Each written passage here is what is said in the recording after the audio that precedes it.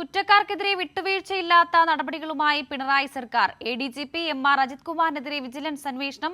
DGPയുടെ ശുപാർശ സർക്കാർ അംഗീകരിച്ചു. സസ്പെൻഷനിലായ SP സുജിത് ദാസിനെതിരെയും അന്വേഷണം നടത്തും.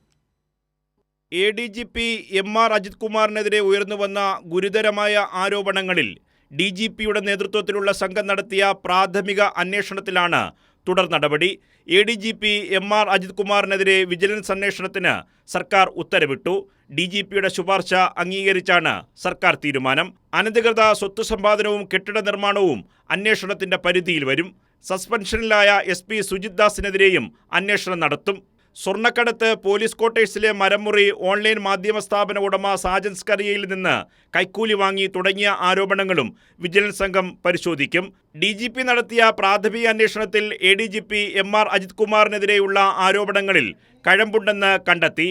നിലമ്പൂർ MLA PV അൻവറിന്റെ മൊഴിയുടെ അടിസ്ഥാനത്തിലായിരുന്നു പ്രാഥമിക അന്വേഷണം. വിജിലൻസ് സംഘം അടുത്ത ദിവസം തന്നെ അന്വേഷണം ആരംഭിക്കുമെന്നാണ് സൂചന. കുറ്റക്കാർക്കെതിരെ വിട്ടുവീഴ്ചയില്ലാത്ത നടപടികളുമായി പിണറായി സർക്കാർ മുന്നോട്ടു പോകുമെന്ന സൂചനയാണ് വിജിലൻസ് അന്വേഷണ പ്രഖ്യാപനം. ഇതോടെ ഒരു വിഭാഗം മാധ്യമങ്ങളും പ്രതിപക്ഷവും നടത്തിയ വ്യാജ പ്രചരണങ്ങൾ പൊളിഞ്ഞു. കൈരളി ന്യൂസ്, തിരുവനന്തപുരം.